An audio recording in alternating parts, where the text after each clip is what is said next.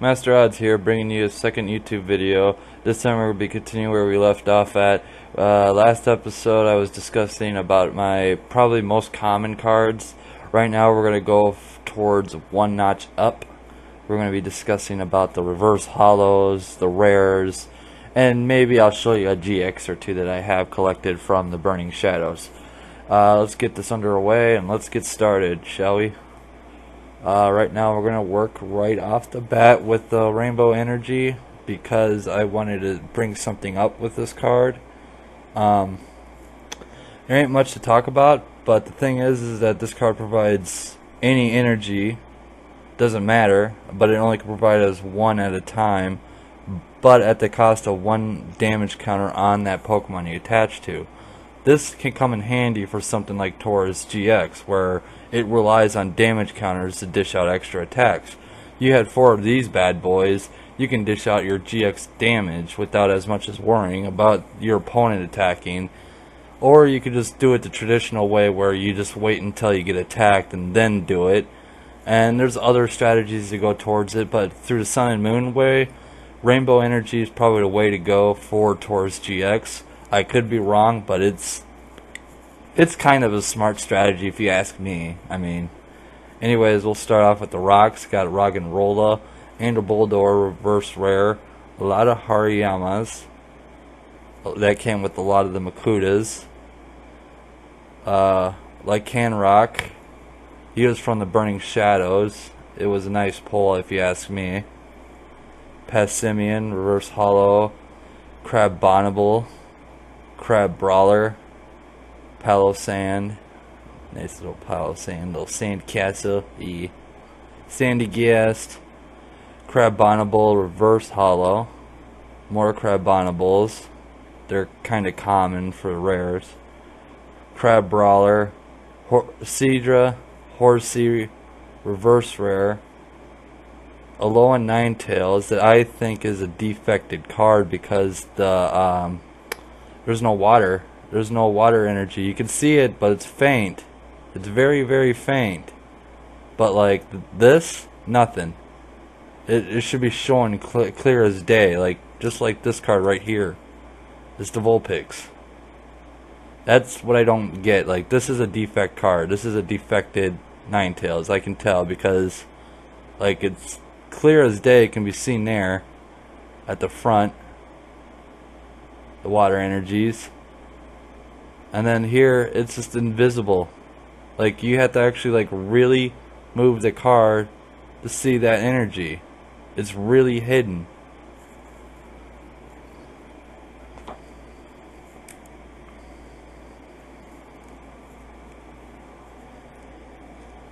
I still think this is a defected card. I'm convinced. Another Vulpix. Panpour, reverse holo. Those are those cards you need to watch out for from the Burning Shadows. They're kind of common from what I got out of it, especially with the Simisage. Azumarill, reverse holo. Thick Fat. Cloyster, reverse holo. I like the card because it has that 3D look, and I like the little electricity things that are going behind it, the whirlpools, whatever you want to call it. Almost looks like an electric whirlpool if you ask me, but holographic Poliwrath, that's a nice card. Poliwhirls and Poliwags are quite common. I mean, I got 2 reverse holographic Poliwags. Paris. For the fairy types, remember we discussed that all the fairy types I pull, they're mostly cutie flies, and well, the rares as far as fairy goes, you'll run into a lot of these ribbon bees, and some are reverse holo and the others are just actually holo. Granbull, Pikachu. In fact, the reason why they probably have a Pikachu in Burning Shadows is because they're going to come out with a Raichu GX, I think, through the Shining Legendaries expansion. And I think that's why they released Pikachu early on. Well, maybe not so early. It was kind of mid through. Charbug.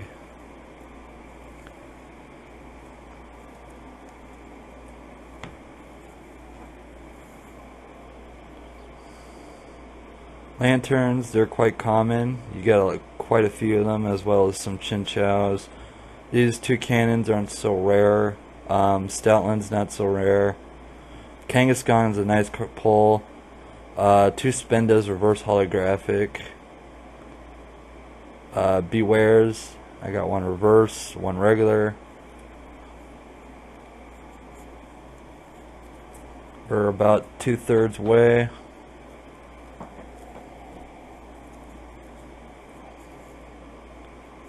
Asquarian, Surskirt, reverse holographic. I like the fact of this card because it has 0 retreat cost. If you needed a card just for retreating purposes, this would probably be the card to go to, though it takes an evolution to do that, or you could just sacrifice the one retreat. Yeah.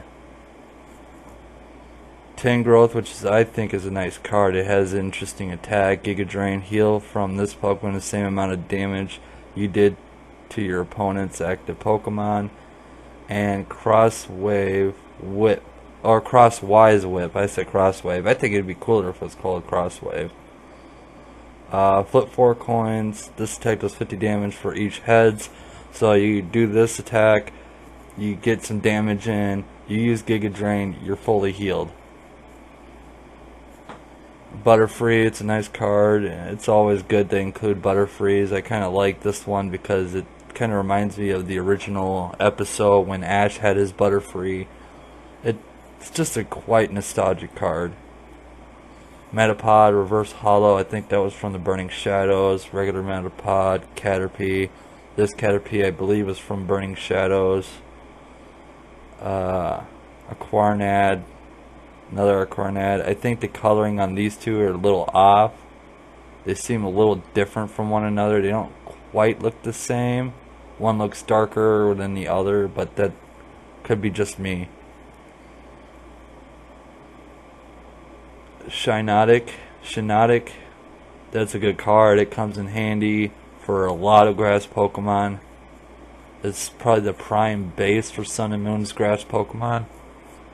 Because I mean, you could search your deck for a grass Pokemon, reveal it, put it into your hand, and shuffle your deck. And it says grass Pokemon, meaning you could use literally anything. You could use GX, you could bring out your EX, you could bring out anything. The Sudai, Dartrix, Rowlet. I have 4 Rowlets. That comes in handy. 2 Dartrix, that's nice. And 1 Desudai, and that, The Dragonites, I'm not a fan of the Dragonites, let's be honest with you. They're a nice card, the artwork's nice, everything's nice about it.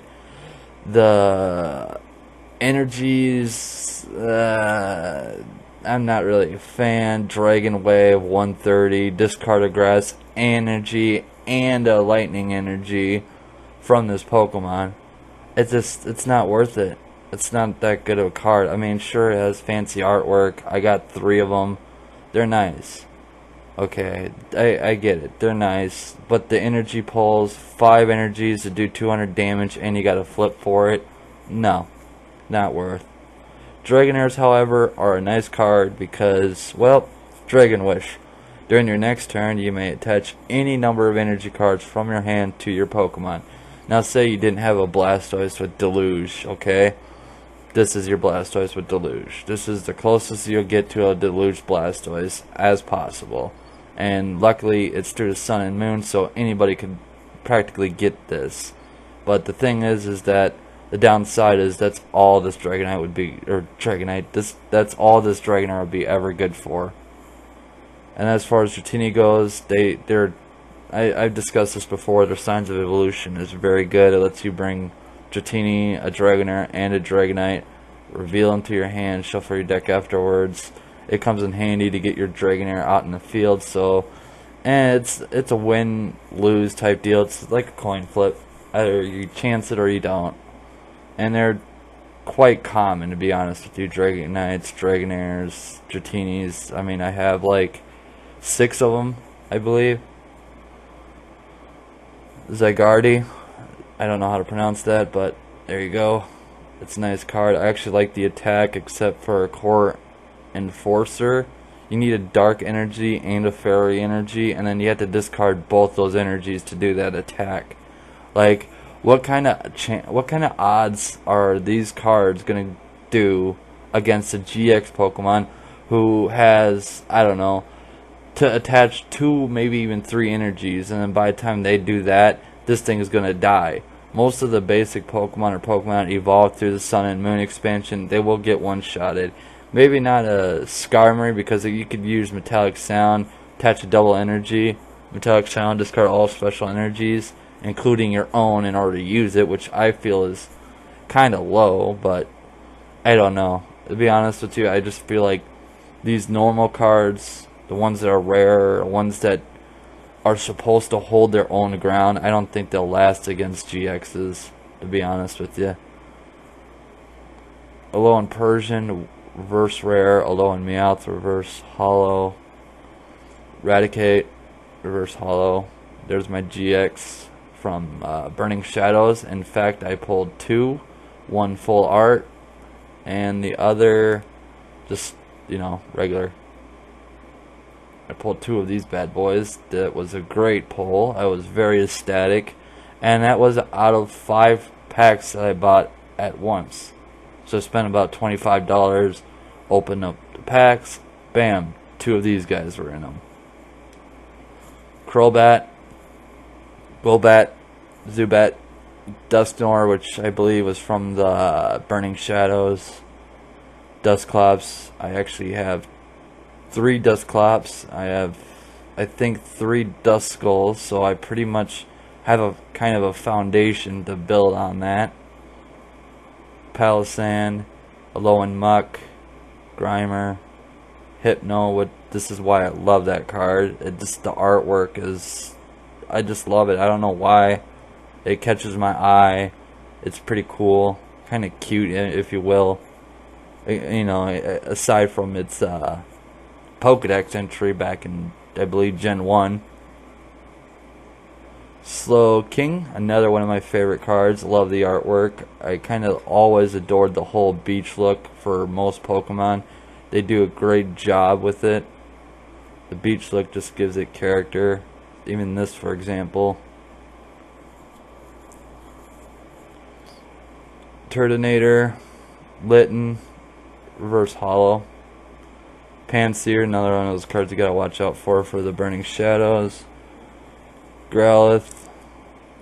I actually have 2 Growliths, reverse holo. I haven't pulled an Arcanine, and I think the reason behind that is because Arcanine being rare, can't really find them. I think you got to, like, pretty much sacrifice a GX pull just to get them, pretty much, if you know what I mean. The reason why people aren't getting the evolution to Cosmog, not Solgaleo, but the evolution to Cosmog, is pretty much because, well, its second evolution is technically a rare, which is kind of stupid because, well, either you get a Solgaleo or you get its pre-evolved form. It's never both, which I feel is unfair or unfitting. I feel like, I don't know, it should not be considered a rare. It should be considered a semi-common, something that's a little above common, I guess. I don't know. Anyways, trainer cards. This is the last of what I got. Pokemon Catcher, Professor Cookie, or QQ. I don't know. I always say Cookie. Energy Switch, Poison Barb. I got 2 of those, reverse rare. There's 5 in total, I think. Timer Ball, reverse rare. Plumeria, Weakness Policy, reverse holo, a nice card. I believe EXP Share, Potion, Energy Retrieval, Great Ball, which is a nice card to have, reverse holo. Escape Rope, another card to have that's reverse holo. Ultra Ball, Nest Ball, Rare Candy, Pokeball, Pokeball. These are just commons, but I like to have them with my rare trainers because, I mean, Ultra Ball is usable, Nest Ball is usable, Rare Candy is usable, Pokeballs, kinda, but, you know, it's still nice to have. Other than that, that's the entire collection so far. I mean, I do have something behind me. Yes.